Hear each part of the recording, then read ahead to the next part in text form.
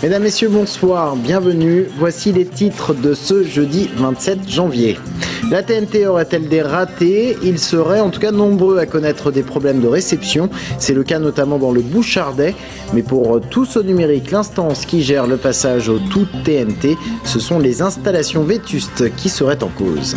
Le Monoprix de Joué-les-Tours fera bientôt partie du passé. Sa démolition a débuté aujourd'hui. C'est une page qui se tourne pour les habitants du centre-ville. Un projet immobilier de 60 logements et de commerce de proximité remplacera le bâtiment. Et puis le mondial des oiseaux se tient ce week-end au Parc Expo de Tours. Ils seront plus de 25 000 volatiles. Les services de la protection animale ont donc décidé de procéder à d'importants contrôles sanitaires. Meilleure réception, meilleure qualité d'image, c'est ainsi qu'avait été présentée la télévision en qualité numérique, la TNT. L'émetteur de Chissed ou TV Tour émet est passé au tout numérique au mois d'octobre dernier. Problème, des habitants d'Indre-et-Loire reçoivent très mal la télévision, voire même pas du tout à certains moments. Une association est même en train de se monter dans le Bouchardais. Anaïs Michaud. Si votre téléviseur affiche ceci ou encore cela, vous avez probablement des problèmes depuis le 19 octobre dernier, date à laquelle le passage à la TNT a été finalisé dans la région. À l'île Bouchard, c'est le lot quotidien de Jean. C'est certaines chaînes, parfois plus que d'autres, et parfois il y a une chaîne qui reste, mais il y a un certain nombre qui ne marchent pas. Alors quand on réinitialise, parfois on a des chaînes qui n'apparaissent plus. Là j'ai plus la 6 par exemple, j'arrive pas à voir la 6. Bon, par contre j'ai un autre poste qui marche, c'est sur la même antenne.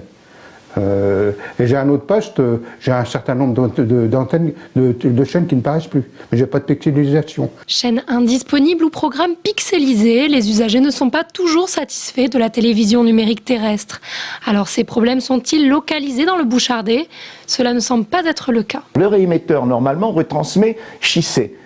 Mais que ce soit Chissed ou d'autres réémetteurs, je pense notamment à Chinon, je pense que c'est le réémetteur de Paris, autant que je me rappelle, je suis chinonnais, apparemment ça marche pas mieux. Et si vous allez même sur le secteur de Tours, eh bien oui, il y a des problèmes aussi à Tours. Les mécontents de la TNT pensent même à créer une association afin de demander le remboursement de la redevance. Pourtant, les problèmes techniques rencontrés au début devraient déjà être de l'histoire ancienne. Il y a toujours dans la période, les quelques semaines qui suivent un passage, des réglages, des mises au point, des réglages entre les émetteurs, et ça prend toujours un petit peu de temps. Mais aujourd'hui, en région centre, il n'y a plus de problème de réglage, et le CSA d'ailleurs considère que la situation, si vous voulez, de ce côté-là, est définitive. Alors après, c'est la vie du réseau et tout ça est surveillé, mais normalement il ne doit plus y avoir de problème sur les émetteurs et les réémetteurs. Si vous avez des problèmes de réception, faites vérifier votre installation. Et s'il s'agit d'un problème de signal, sachez que vous pouvez bénéficier d'une aide jusqu'au 19 avril pour passer à un autre mode de réception, comme la parabole. En bref, une tentative d'évasion d'un détenu de la maison d'arrêt de Tours, alors qu'il était accompagné à l'hôpital Trousseau pour passer un examen. Un jeune homme d'une vingtaine d'années a semé les deux surveillants qui l'encadraient. Menotté, il a quand même réussi à atteindre l'autoroute A10, mais policiers et gendarmes ont réussi à le repêcher. L'homme attend d'être jugé dans une affaire de stupéfiants. Et toujours en bref, un forcené a dû être maîtrisé par les gendarmes à Sainte-Maure-de-Touraine en fin de matinée. Ils ont mis plusieurs heures. Il menaçait de tirer dans la rue et de se suicider ensuite. La rénovation urbaine se poursuit à Joué-les-Tours avec une page qui se tourne. Le supermarché de l'hypercentre-ville disparaît pour laisser place à un projet immobilier comprenant des commerces de proximité et des logements. La démolition a démarré aujourd'hui. Sabrina Meloult était sur place. Philippe Le Breton donne le signal pour la destruction du Monoprix installé au cœur de Joué-les-Tours. C'est en 2003 que la direction générale de l'établissement choisit de fermer ses portes. Motif, le magasin ne serait plus assez rentable. Malgré les négociations de Philippe Le Breton pour retarder l'échéance, rien n'y fait. Mais aujourd'hui, le maire de Joué-les-Tours souhaite reconstruire pour donner une nouvelle dynamique au centre-ville. Rester immobile avec un immeuble qui serait tombé en friche, ça aurait été la pire des choses. Et là, bon, on essaie de remonter la pente, même si, je le répète, trouver du commerce de proximité est extrêmement difficile car il y a des habitudes de consommation où les gens vont plutôt en extérieur et il faut penser aux personnes les plus âgées, les moins mobiles, mais travailler là-dessus est difficile car on dit que les surfaces de proximité alimentaire reviennent vers les centres-villes. Pour l'instant, je n'en ai pas encore la preuve.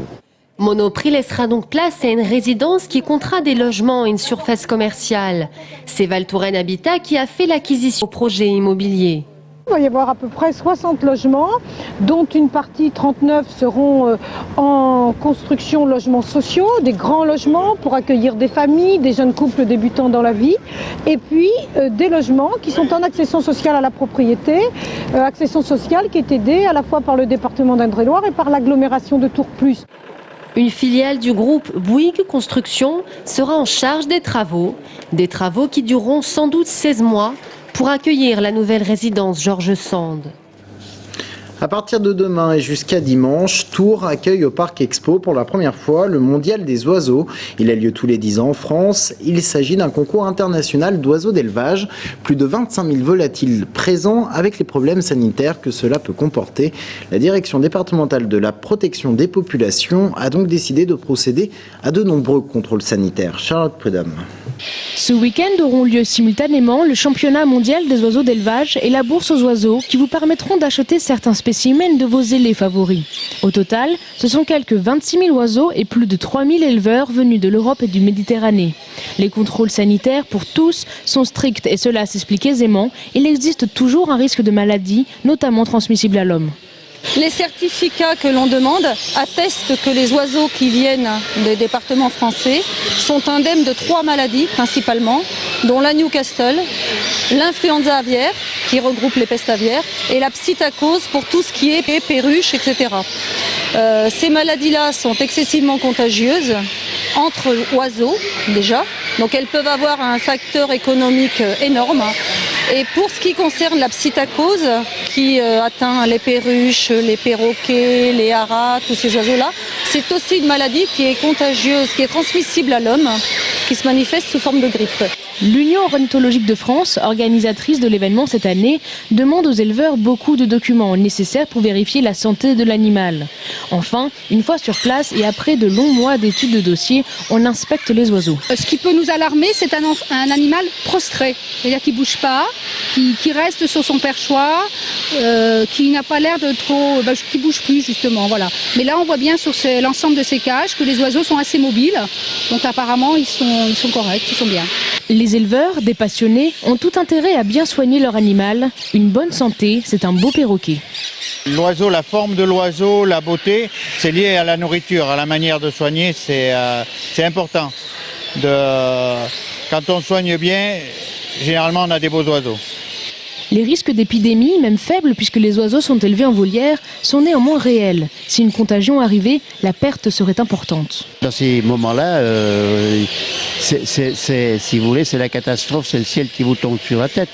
S'il y a une épidémie grave, c'est d'abord la fermeture de la manifestation avec tout ce que ça implique comme conditions dans l'aspect financier, dans l'aspect organisation, puis dans l'aspect aussi impression sur le public. C'est pas très agréable. À la veille de l'inauguration, tout va bien. Les oiseaux sont en bonne santé et ils se sont même habitués au piaillement de leurs congénères. À vous d'en faire autant.